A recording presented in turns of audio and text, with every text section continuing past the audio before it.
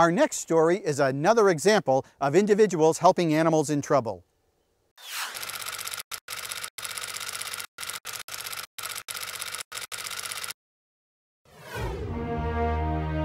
Tucked in a corner of the sprawling Veterans Administration grounds in West Los Angeles is the Serenity Park Sanctuary, where injured, abused, and abandoned parrots get tender, loving care, while at the same time helping America's veterans.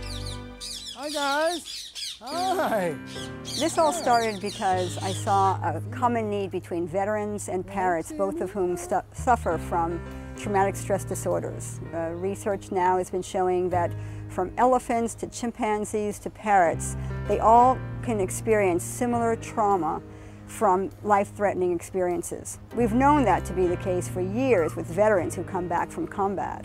And we're seeing it now in animals who are forced into captivity or into performing and for other activities that they are kept in, say, cages for a lifetime. An animal that's a flock creature, a social animal, kept in essentially solitary confinement for 60 or 70 years, eating the same seed diet, can experience traumatic stress. As a result of that and the recognition of that, I started rescuing animals, bringing them to this sanctuary and letting them work together with veterans in what we call a trans-species therapy program, where they both benefit each other. It's mutually beneficial to both species. One of them happens to have feathers. I'm a veteran of the United States Navy, and I work here as part of a work rehabilitation program. I work with the birds, and you know, they're rescued traumatic animals, and I'm a veteran who has post-traumatic stress. I'm a veteran of Desert Storm and Desert Shield.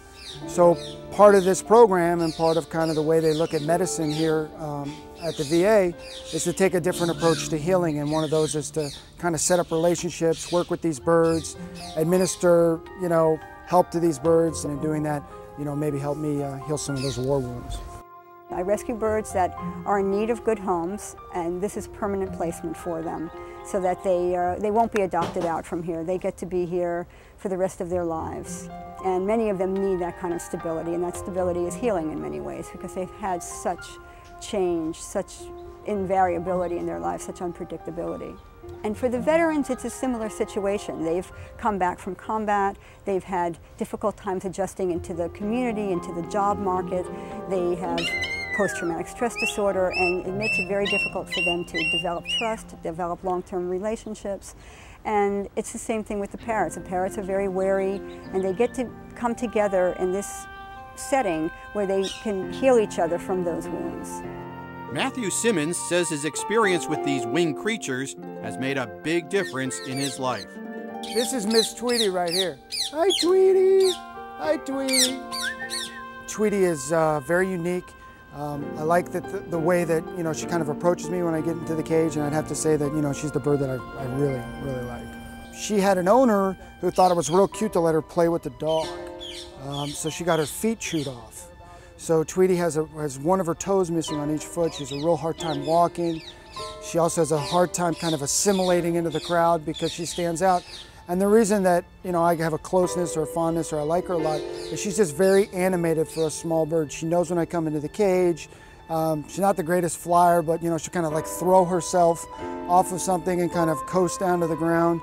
I haven't gotten to the point where, you know, I really try to do anything hands-on and feed her and stuff like that, but it's just good to see her reaction.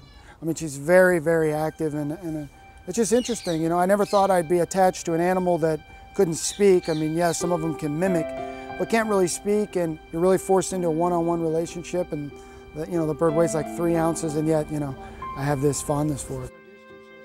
Some of the parrots that we've rescued have been abandoned. One of them actually was left in a house in escrow because she matched the living room decor. It was my first rescue. And some of them we've found just left in, essentially just a warehouse, left in tool sheds and garages when people have moved out. Even though they cost a lot of money, people just tire of them because they're so high maintenance. They are messy, they're dirty, they're noisy. Of course, many people make long-term attachments to their birds, there's no question about that. But more so than your average cat and dog, parrots are relinquished very, very frequently. So they're abandoned. Some people just beg us to take their birds because they want them to have good homes and they can't make a lifelong commitment to them. They are very long-lived animals. We have 15 birds right now. We're planning on at least doubling that number. We get phone calls all the time from people who want to give us their birds, but we're looking to make sure that we have an endowment that will last forever, so it's hard to just keep taking on birds and incurring those costs. But we have birds from all different continents. We have macaws from South America, a blue and gold macaw, and a military macaw, which is perfect for the VA hospital. It's a very gratifying experience to know that we're helping both veterans and parrots, both of whom suffer from this similar problem, which is traumatic stress, and we're really hoping that we are doing a good job.